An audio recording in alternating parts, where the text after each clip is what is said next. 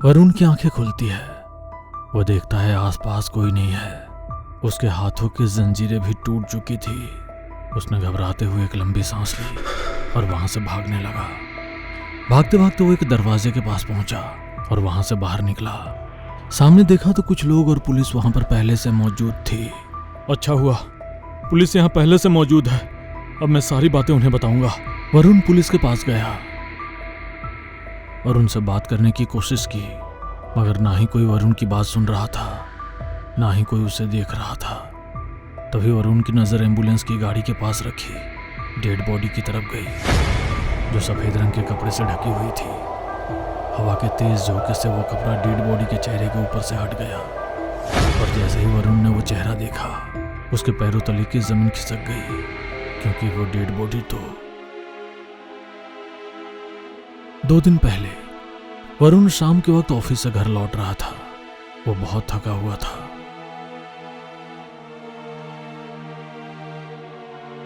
घर आकर उसने अपने ऑफिस का बैग साइड में रखा और सोफे पर बैठ गया। तभी वरुण की मोबाइल की रिंग बजती है। वरुण मोबाइल उठाकर देखता है। देखो सीमा, मैं अभी घर पहुंचा हूँ, बहुत थका हुआ हूँ। मैं अभी कोई बहस करना नहीं चाहता। मैं भी तुमसे कोई बहस नहीं करना चाहती। तुम्हें ये बताने के लिए कॉल किया है कि अगर तुमने जल्दी अपने प्रमोशन का कुछ नहीं किया तो पापा मेरी शादी कहीं और करा देंगे।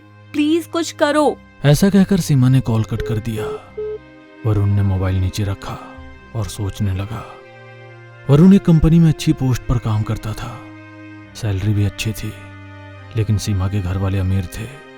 उन्हें पैसों वाला दामाद चाहिए था, इसलिए सीमा पैसों के लिए हमेशा वरुण पर दबाव रखती। सोफे पर कुछ देर बैठने के बाद वरुण ने टीवी ऑन किया। टीवी पर केबीसी की एडवर्टाइजिंग चल रही थी। ये केबीसी का मौका आपको भी बना सकता है करोड़पति।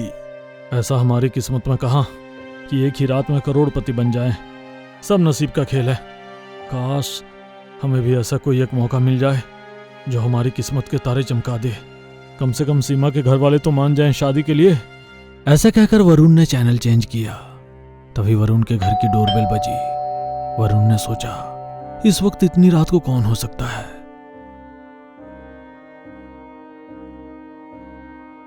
वरुण ने दरवाजा खोला तो सामने एक डिलीवरी बॉय था। उसके हाथ में एक बॉक्स था। बॉक्स को वरुण के हाथ में देते हुए उसने कहा, कांग्रेचुलेशन सर, आप हमारे शो केबीसी यानी कौन बनेगा करोड़पति इस शो में इनवाइट किए गए हैं सर। वरुण बॉक्स को देखता रह गया। उसने जब सामने देखा तो वहां पर कोई नहीं था। उसे लगा शायद डिलीवरी बॉय चला गया होगा।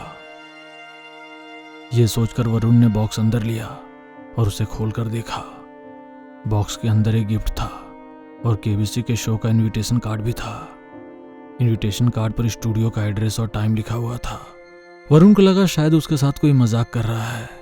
फिर उसे लगा कि शायद उसका लक अच्छा है कि उसे करोड़पति बनने का मौका मिला है। वरुण मन ही मन बहुत खुश हुआ। अगले दिन जब वो उठा तो उसे यकीन नहीं आया कि उसे सच में केबीसी के लिए इनविटेशन आया है। उसे लगा ये उसका कोई सपना तो नहीं था। वो बेडरूम से बाहर आया तो सामने टेबल पर वही बॉक्स पड़ा हुआ था। वरुण ने इनविटेशन कार्ड उठाया और वहां जाने की तैयारी करने लगा। रात को अपनी गाड़ी लेकर उस स्टूडियो की तरफ निकला। बहुत देर ढूंढने के बाद भी उसे स्टूडियो का एड्रेस नहीं मिल रहा था। एक जंगल के बीच आकर उसने गाड़ी रोक दी और गाड़ी से बाहर आया। उसे आसपास कोई नजर नहीं आ रहा था। तभी उसके मोबाइल पर सीमा का कॉल आया। सीमा, एक बहुत अच्छी खबर है। मुझे केबीसी के शो में इनवाइट किया गया है। मैं अभी वहीं जा रहा हूँ। अगर मैं ये कॉन्टेस्ट जीत गया तो हमारी सारी प्रॉब्लम सॉल्व हो जाएगी। तुम्हारे मम्मी पापा भी मुझे अपना लेंगे। करोड़पति दामाद जो मिलेगा उन्हें। अच्छा चलो, मैं जा रहा हूँ। कल शाम को मिलते हैं और सारी बातें करते हैं। ऐसा कहकर वरुण ने कॉल कट कर दिया। फिर उसने स्टूडियो के एड्रेस को गूगल मैप में डाला और गाड़ी चलाने लगा। थोड़ी देर में वो उस स्टूडियो के पास पहुंचा। वो गाड़ी से उतरा और स्टूडियो की तरफ बढ़ने लगा। उस जगह बहुत सन्नाटा था। ना कोई शोर, ना कोई लोग, ना कोई मीडिया। यह सब वरुण को बहुत अजीब लगा। अरे ये क्या? मैंने तो सोचा था कि इतना बड़ा शो है तो बहुत सारे लोग होंगे, मीडिया होगी, पर यहाँ तो कुछ भी नहीं है। सच में मुझे इसी शो का ऑफर आया है या किसी ने मेरे साथ मजाक किया है? लेकिन उस बॉक्स में केबीसी का इनविटेशन कार्ड भी तो था। वरुण ये सब सोच ही रहा था कि उसके सामने एक आदमी आ गया जिसने सफेद शर्ट, ब्लैक पैंट और लाल रंग की टाई पहनी थी। Hello Arun sir, welcome. हम आपका ही इंतजार कर रहे थे। तुम कौन हो और मेरा नाम कैसे जानते हो? सर, मेरा नाम सुजय है और मैं इस शो में गार्ड का काम करता हूँ। लोगों को उनकी मंजिल तक पहुँचाता हूँ। मुझे आपको लाने के लिए भेजा है। वरुण बिना कुछ सोचे समझे उसके साथ अंदर चला गया। अंदर स्टूडियो में भी काफी सन्नाटा था। चारों तरफ रोशनी थी पर कोई इंसान नजर नहीं आ रहा था। अरे भाई, यहाँ इतनी शांति क्यों है? कोई नजर नहीं आ रहा हम दोनों के सिवा। और तुम यहाँ पर कितने सालों से काम करते हो? सुजय ने कोई जवाब नहीं दिया। वो बस सामने चलता रहा। वरुण को ये बातें बहुत अजीब लगी। थोड़ी देर चलने के बाद सुजय ने वरुण को एक दरवाजा दिखाया और वहां जाने के लिए इशारा किया। वरुण 2-3 कदम आगे आया और फिर उसने पीछे मुड़कर देखा तो वहां कोई नहीं था। एक पल के लिए जैसे वरुण की सांसें थम सी गई। वो थोड़ा घबरा गया और सोचा कि इतनी जल्दी सुजय कहाँ चला गया। फिर वरुण ने गहरी सांस ली और सारी बातों को नजरअंदाज करके वो दरवाजे की तरफ बढ़ा। जैसे ही वह दरवाजे के पास पहुंचा उसने दरवाजा खोला। अंदर अंधेरा था। वरुण ने आवाज लगाई, कोई है यहाँ पर? हेलो। तभी वरुण के ऊपर एक फ्लैश लगी। Hello mister Varun, welcome. हम आपका ही इंतजार कर रहे थे। आइए आइए। वरुण ने स्टूडियो के बीच में चेयर पर बैठे एक इंसान को देखा जो पीठ के बल बैठा था। वरुण उस इंसान की तरफ बढ़ने लगा। वरुण जैसे ही स्टूडियो के बीच पहुंचा बाकी की सारी लाइट्स ऑन हो गई। आसपास कुछ लोग भी बैठे नजर आए। उसने अपने आसपास के लोगों को देखा। एक कैमरामैन भी था जो कैमरा की ओर आंख जमाए बैठा था। आपका बहुत स्वागत है हमारे इस शो में। मैं आशा करता हूं कि आपको हमारा शो इतना पसंद आएगा कि आप यहां से वापस नहीं जाएंगे। हाँ, शो तो आपका बहुत अच्छा है। ठीक है, फिर तो अब हम ये शो शुरू करते हैं। ऐसा कहकर उसने वरुण को बैठने के लिए कहा और गेम के रूल्स बताने लगा। इस शो में आपको कुछ सवाल पूछे जाएंगे, लेकिन सबसे इम्पोर्टेंट रूल ये है कि आप ये गेम बीच में नहीं छोड़ सकते, क्योंकि ये गेम कौन खेलेगा ये सिर्फ मैं चुनता हूँ। ऐसा कहकर वो जोर जोर से हंसने लगा। उसका इस तरह से बात करना वरुण के दिल में डर बढ़ा रहा था। फिर भी पैसों के लिए वरुण जैसे तैसे मान गया। उसने आसपास बैठे लोगों को देखा।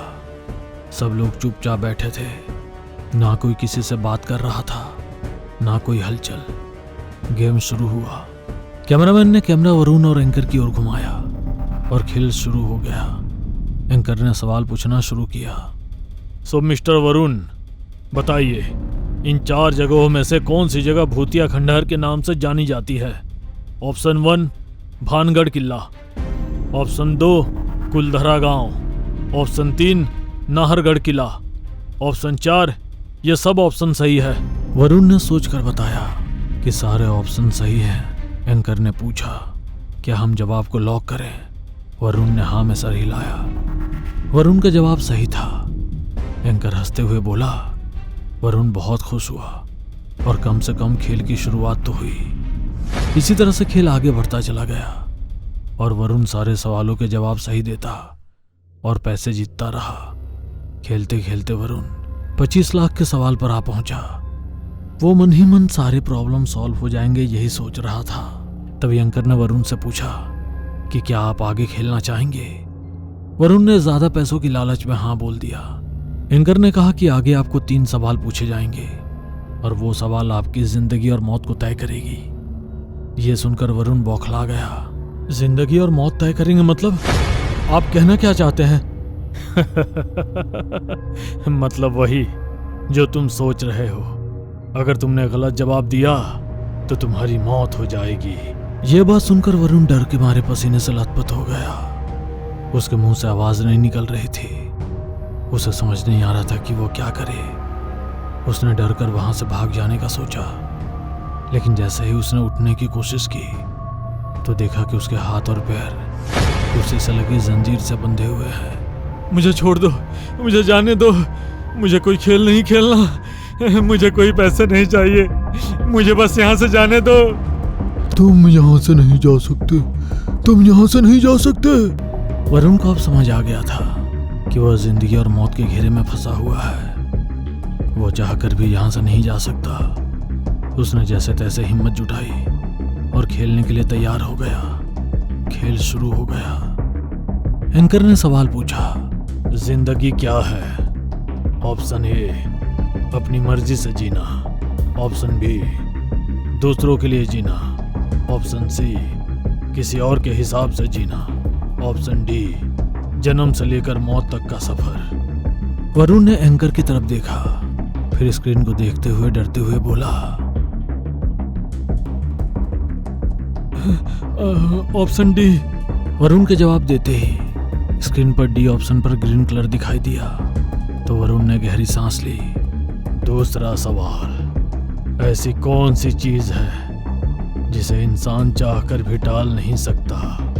ऑप्शन ए, जन्म। ऑप्शन बी, हादसे। ऑप्शन सी, भाग्य का लिखा। ऑप्शन डी, मौत। वरुण ने जवाब दिया डी, यानी मौत। वरुण का जवाब फिर सही था। जवाब सुन एंकर फिर जोर जोर से हंसने लगा। अब वो वरुण को आखिरी सवाल का जवाब देना था। वरुण को लगा अगर वो आखिरी जवाब सही देगा तो इस मौत के खेल से छूट जाएगा। एंकर ने सवाल पूछा, वरुण मिश्रा, यानी आपकी मौत कब होगी? सवाल सुन वरुण के पैरों तले जमीन खिसक गई। डर से उसकी सांसें रुक सी गई। उसने स्क्रीन की तरफ देखा तो 4 ऑप्शन थे। 30 सितंबर 2033, 30 सितंबर 2043, 30 सितंबर 2023, 30 सितंबर 2053। उसने सबसे लास्ट वाला ऑप्शन यानी डी बताया। तभी एंकर जोर जोर से हंसने लगा। वरुण उसका हंसते हुए चेहरे को देखकर डर गया और जैसे ही उसने स्क्रीन की ओर देखा तो वो डर से देखता ही रह गया। उसे कुछ समझ नहीं आ रहा था क्योंकि उसका जवाब गलत था और ग्रीन कलर आज की तारीख यानी 30 सितंबर 2023 पर था। और वरुण ने जैसे ही सामने देखा तो सामने का नज़ारा बिल्कुल बदल गया था। वरुण के सामने बैठे आदमी की आंखें लाल हो गई थी और आंखों के घेरे में चारों तरफ गहरे घाव थे। आसपास बैठे सारे लोगों की और कैमरामैन की आंखें लाल हो गई। वरुण को सोच और समझ पाता उससे पहले ही सामने बैठे एंकर ने हवा में उड़ते हुए वरुण के ऊपर छलांग लगाई। वरुण को कल रात की सारी बातें याद आ गई थी। वो जान चुका था कि उसकी मौत हो चुकी है और वो भी अब बाकी सब आत्मा की तरह एक भटकती आत्मा बन गया है। समझ नहीं आ रहा ये सब कैसे हो रहा है। पिछले 1 साल से हर महीने इस स्टूडियो में किसी न किसी की मौत होती है। वरुण की मौत का राज तो पता चल गया, लेकिन केबीसी के इस खेल का राज अभी भी राज ही है। इस दुनिया की भीड़ में जब कोई इंसान मुसीबत में पड़ जाता है तो वो लोगों से मदद मांगता है, लेकिन इस भीड़ में कुछ लोग ऐसे भी हैं जो मदद के नाम पर सामने वाले को और बड़ी मुसीबत में डाल देते हैं, जिससे जान का भी खतरा हो सकता है। काली अंधेरी रात में भेड़ियों के चिल्लाने की आवाज आती है। एक बड़े से पेड़ पर बहुत सारे बैठे कौवे कांव कांव करते हुए उड़कर जाने लगते हैं। सुमित ड्राइविंग सीट पर बैठा था। दिशा उसके बगल वाली सीट पर बैठी थी। बेबी, तुम्हें लड़का चाहिए या लड़की? लड़का हो या लड़की, मेरे लिए दोनों ही बराबर हैं। वैसे तुम्हें क्या चाहिए? जो तुम्हारी पसंद वो मेरी पसंद। तभी उड़कर जा रहे कौवे में से एक कौवा कार की ओर मुड़ जाता है और विंड स्क्रीन से टकराकर मर जाता है। विंडशील्ड क्रैक हो जाती है और खून भी लग जाता है। सुमित झट से ब्रेक मारकर कार रोकता है। दोनों कार से बाहर आते हैं। दिशा घबराई हुई है। वहीं सुमित मरे हुए कौवे को देख रहा है। सुमित आगे बढ़ता है और कौवे को उठाकर दूर फेंक देता है। सुमित, मुझे इस रास्ते से जाना ठीक नहीं लग रहा है। ऊपर से तुम्हारी ये खटारा, हम किसी और रास्ते से चलें? बेबी, ये खटारा कार नहीं है बल्कि खानदानी कार है। और बेबी, हम बहुत आगे तक जा चुके हैं। तो और अभी दूसरे रास्ते से जाना मतलब फिर से हमें वापस शहर जाना होगा। अब चलो कार में बैठो, नहीं तो यहीं पूरी रात बितानी पड़ेगी। दोनों कार में बैठते हैं और वहीं से जाने लगते हैं। कार सुनसान घने जंगलों के बीच से होते हुए जा रही होती है। तभी कार अचानक 2-3 झटके के साथ एक जगह पर रुक जाती है। सुमित कार स्टार्ट करने की कोशिश करता है, लेकिन कार स्टार्ट नहीं होती। यह देखकर दिशा का मूड खराब होने लगता है। सुमित दिशा के हाव भाव से समझ जाता है कि वो परेशान हो रही है। कुछ सोचता हुआ सुमित कार से बाहर निकलता है। सुमित कार के फ्रंट पर जाकर बोनट खोलकर फॉल्ट चेक करने लगता है। दिशा भी उसके पास आती है और गुस्से से कहती है, मैंने कहा था हनीमून पर हम किसी और दूसरी कार से चलते हैं, लेकिन नहीं, तुम्हें तो यही आदम जमाने की खटारा कार ले जाना था ना। हो गई ना फिर से खराब। पता नहीं अब हम कब तक गोवा पहुँचेंगे। काम डाउन स्वीट हार्ट, नाराज क्यों होती हो? ये मेरे दादाजी की खरीदी हुई पहली कार है। तुम्हें पता है, हमारे परिवार में जो कोई भी इस कार से हनीमून के लिए जाता है उसे खुशखबरी बहुत जल्दी मिलती है। घबराई हुई दिशा अंधेरे में इधर उधर देखने लगती है, पर अंधेरे के कारण उसे कुछ नजर नहीं आता है। तभी उसके कान के पास कोई आता है। कौन हो तुम? आवाज सुनकर दिशा आवाज की ओर एक झटके से पलट गई, लेकिन उसे आसपास कोई दिखाई नहीं दिया। फिर उसे लगता है कि उसके साथ ये शरारत सुमित ने की है, लेकिन सुमित को अपने आगे खड़ा देखकर दिशा डर से सहम उठती है कि फिर वो आवाज किसकी थी। ये सवाल दिशा के दिमाग में घर कर जाता है। सुमित, मुझे ये जगह कुछ ठीक नहीं लग रही है। हमें यहाँ से जल्दी निकल जाना चाहिए। Don't worry baby, car start होते ही हम चल देंगे।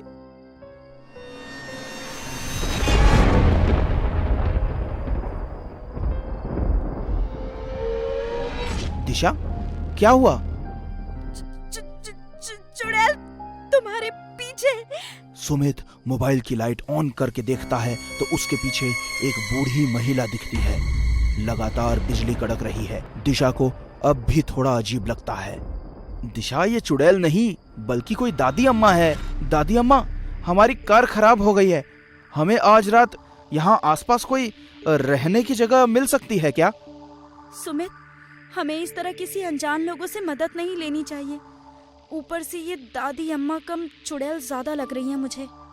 अब हर कोई तुम्हारी तरह जवान और खूबसूरत तो नहीं लग सकता ना डार्लिंग। डोंट वरी, ये एक बुढ़िया है, इसके खुद के पैर कब्र में हैं। ये भला हमारा क्या बिगाड़ लेगी? पास ही एक डाक बंगला है जहाँ मैं देख रेख का काम करती हूँ। तुम दोनों वहाँ रुक सकते हो। डाक बंगला का दरवाजा अंदर की ओर डरावनी आवाज के साथ खुलता है। दरवाजे पर उषा और उसके पीछे सुमित और दिशा खड़े होते हैं। तीनों अंदर आते हैं कि तभी दिशा के ऊपर एक सांप गिर जाता है। दिशा चीखती हुई उछलने लगती है। उषा उससे कहती है, घबराओ नहीं, नकली है, खिलौना है। मेरे पोते और पोती इससे खेलते हैं। जाओ, जाकर मुंह हाथ धो लो, मैं खाना लगाती हूँ। सुमित और दिशा एक कमरे की ओर चल देते हैं। उषा जाते हुए उन्हें देखती है। वहीं उसके चेहरे पर चुड़ैल का रूप भी नजर आता है। सुमित और दिशा डाइनिंग टेबल पर बैठकर खाना खा रहे हैं। उषा चुड़ैल के रूप में दोनों को खाते वक्त साइड में खड़ी होकर देखती है और स्माइल करती है। तभी दिशा ग्लास में पानी पीती है और ग्लास जैसे ही टेबल पर रखती है, उसे थाली में खाने की जगह बहुत सारे कीड़े मकोड़े दिखाई देते हैं। वो जोर से चीख उठती है और थाली दूर फेंक देती है और उल्टी करने की कोशिश करने लगती है। दिशा, क्या हुआ? दिशा, क्या हुआ? Are you okay? तुमने खाना क्यों फेंक दिया? मेरी थाली में छिपकली, गिरगिट और बहुत सारे कीड़े मकोड़े थे। मैं खाना नहीं, कीड़े मकोड़े खा रही थी। तुम भी ये खाना मत खाओ, फेंक दो सब कुछ। दिशा फेंकी हुई थाली की ओर देखती है तो उसे सिर्फ खाना ही नजर आता है। फिर सुमित दूध का ग्लास लेकर उसे दूध पीने के लिए देता है। दिशा दूध पीने लगती है। तभी उसे लगता है कि वो खून पी रही है। वो ग्लास में देखती है तो दूध लाल दिखाई देता है। वो झट से ग्लास फेंक देती है और खून खून चिल्लाने लगती है। ये तुम क्या कह रही हो दिशा? देखो देखो, वहां ना तो छिपकली है, ना ही गिरगिट है और ना ही कोई कीड़े मकोड़े हैं। इट्स ओके, ये लो, दूध पी लो। सुमित इसमें खून है, मुझे खून पिला रहे हो? दिशा, तुम्हें हो क्या गया है? तुम्हारी तबीयत तो ठीक है ना? वो खून नहीं है, दूध है। लगता है तुम कुछ ज्यादा ही थक गई हो। चलो चलकर सोते हैं। सुमित गहरी नींद में सो रहे हैं। दिशा को नींद नहीं आ रही है और वो बेड पर बैठी है। उसकी नजर खिड़की की ओर जाती है तो उसे वहां चुड़ैल खड़ी नजर आती है। जोर जोर से चीखने लगती है। सुमित हड़बड़ाकर उठ जाता है और पूछता है, दिशा क्या हुआ? सुमित और दिशा दोनों खिड़की की ओर देखते हैं पर कोई भी नजर नहीं आता है। सुमित उठकर खिड़की बंद कर देता है और दिशा से कहता है, दिशा, जो कुछ भी तुम देखकर चीख रही हो वो सिर्फ तुम्हारा वहम है और कुछ नहीं। तुम आराम से सो जाओ, सब ठीक हो जाएगा। नहीं सुमित, मेरा बिलीव करो, वहाँ सच में कोई चुड़ैल जैसी थी। मैंने अच्छे से देखा है दिशा, वहां ऐसा कुछ नहीं है। एनीवेज, तुम बहुत घबराई हुई हो, मैं तुम्हारे लिए पानी लेकर आता हूँ। सुमित किचन की ओर जाता है। वहां फ्रिज रखा हुआ है। सुमित पानी निकालता है और फ्रिज का डोर बंद करके वापस मुड़ता है कि उसे लगता है कि उसने कुछ देखा है। वो फ्रिज वापस खोलता है और वो बुरी तरह हैरान रह जाता है। फ्रिज में एक कटा हुआ सर रखा हुआ नजर आता है। सुमित बुरी तरह से डर जाता है। तभी दिशा की चीख सुनाई देती है। सुमित आवाज की ओर देखता है। सुमित, वो फिर आई थी। सुमित, प्लीज मेरा विश्वास करो, वो फिर आई थी, वो चुड़ैल ही है। तुम सही कह रही हो, ये जगह सही नहीं है। मैंने भी फ्रिज में किसी इंसान का कटा हुआ सर देखा है। चलो निकले यहाँ से। सुमित और दिशा गेट की ओर भाग रहे हैं, लेकिन जैसे ही वो दोनों गेट के पास पहुंचते हैं तो गेट अपने आप बंद हो जाता है। दोनों को समझ नहीं आता कि अब क्या करें।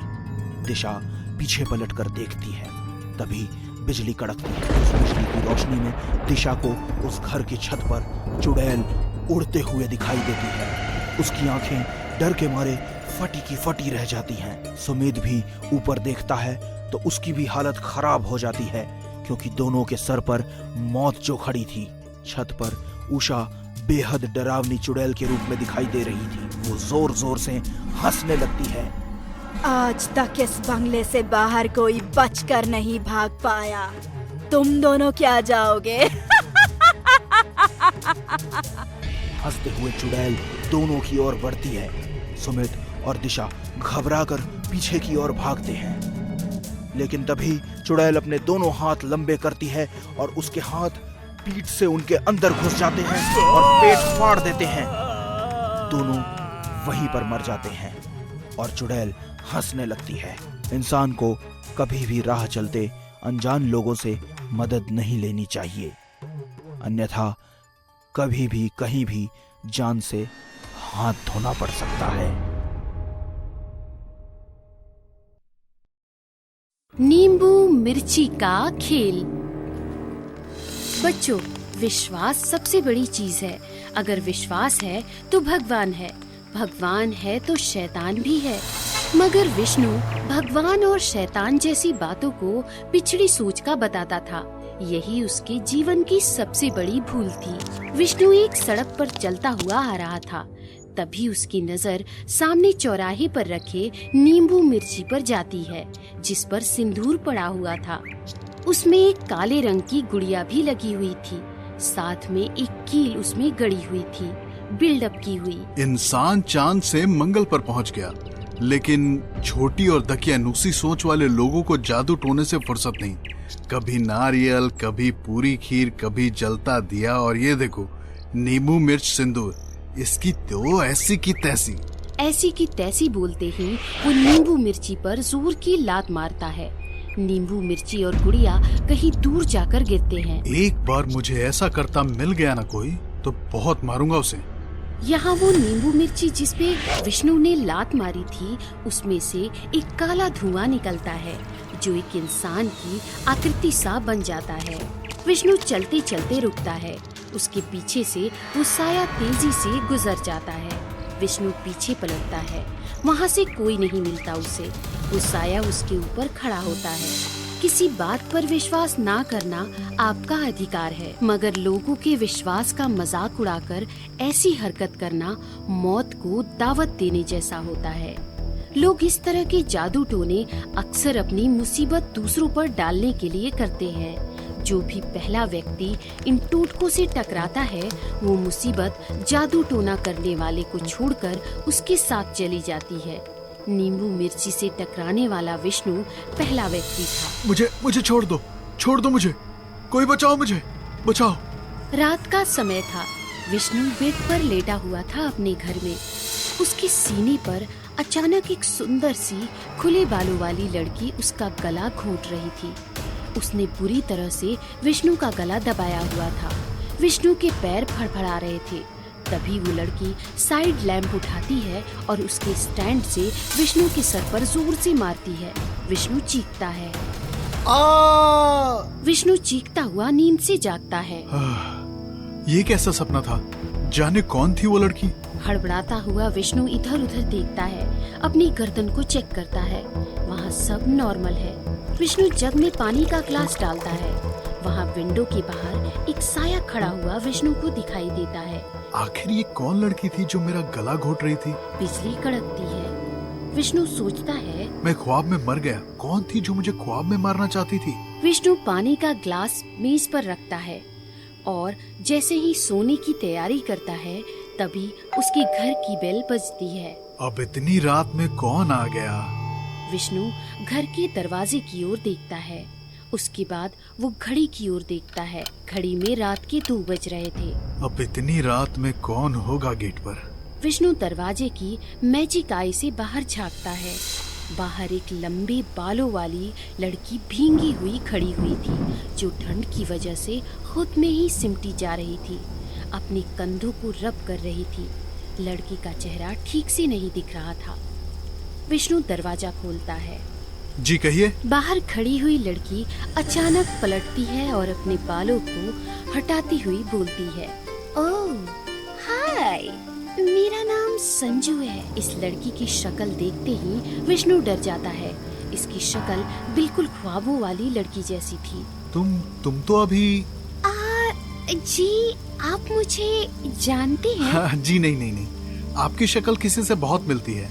एक पल के लिए मैं धोखा सा खा गया था। बाय द वे, मैं क्या कर सकता हूँ आपके लिए? मैं इस शहर में नई हूँ। बारिश में मेरी स्कूटी खराब हो गई है। क्या मैं बारिश रुकने तक आपके यहाँ रह सकती हूँ? ऐसा सुनते ही विष्णु सोच में पड़ जाता है। एक अनजान लड़की को घर में लाना सही नहीं है विष्णु, मना कर दे। विष्णु के घर जादू टोने वाली मुसीबत उसके घर उसकी इजाजत से ही प्रवेश कर सकती थी। विष्णु की विचार शक्ति ने उस मुसीबत से बचने की ठान ली थी, मगर विष्णु ऐसा नहीं कर सका। उसने अपने ही विचार को हराकर मौत को अपने घर में पनाह दे दी थी। आप यही सोच रहे हैं ना कि एक अनजान लड़की को आप घर में कैसे आने दो? कोई बात नहीं, आप आराम कीजिए, मैं यही खड़ी हूँ। बारिश रुकते ही चली जाऊंगी। Thank you. अरे नहीं, ऐसा कुछ नहीं है। आप अंदर आइए, लेकिन एक शर्त है। ऐसा कहते हुए विष्णु दरवाजा खोलता है और संजू को अंदर आने के लिए कहता है। संजू घर में पैर रखती है। शर्त? जी, आपको मेरी एक कहानी ध्यान से सुननी होगी। मंजूर है। आइए, अंदर आइए। संजू हॉल में आती है और इधर उधर देखती है। विष्णु वहीं पास में ही एक दीवार पर टंगी हुई टॉवल संजू को देता है। ये लीजिए तौलिया, पोंछ लीजिए। कौन सी कहानी सुनाना चाहते हैं आप? देखिए, आपको थोड़ा अजीब लगेगा, लेकिन ये सच है। आपके आने से कुछ देर पहले मैंने एक भयानक सपना देखा था, जिसमें आप मेरा गला घोंटकर मुझे मार रही थी। इसीलिए आपको देखकर मैं चौंक गया था। ऐसा कैसे हो सकता है? शायद नींद के असर में आपको ऐसा लग रहा होगा, मगर हाँ, आपका सपना जरूर बताता है कि आपने हाल फिलहाल में जरूर कोई गलत काम किया है। नहीं संजू जी, ऐसा मैंने कुछ नहीं किया। तभी विष्णु को नींबू मिर्ची को लात मारने की बात याद आती है। हाँ, वो एक चौराहे पर रखी नींबू मिर्ची को लात जरूर मारी थी, लेकिन उस बेकार की बात से मेरे सपने का क्या लेना देना? उसी का लेना देना है विष्णु। मैं उस जादू टोने का श्राप हूँ। मुझे लात नहीं मारनी चाहिए थी तुम्हें। तुम मरोगे तो जादू टोने करने वाले की मुसीबत टल जाएगी। संजू को चुड़ैल में बदलता देख विष्णु की आंखें बड़ी हो जाती हैं। नहीं नहीं, ऐसा नहीं हो सकता। विष्णु भागने लगता है। विष्णु भागते भागते दरवाजे के पास पहुंचता है। तभी चुड़ैल का हाथ पीछे से उसके सीने में घुसता है और उसका दिल निकाल देता है। विष्णु पलटता है। चुड़ैल उसकी गर्दन पर दांत गड़ा देती है। तो देखा बच्चों, कभी कभी हमारा आत्मविश्वास भी हमारी मृत्यु का कारण बन जाता है। इसलिए संभल कर चौराहे को पार कीजिए। जाने किस मोड़ पर एक जादू टोने का टोटका आपका इंतजार कर रहा हो।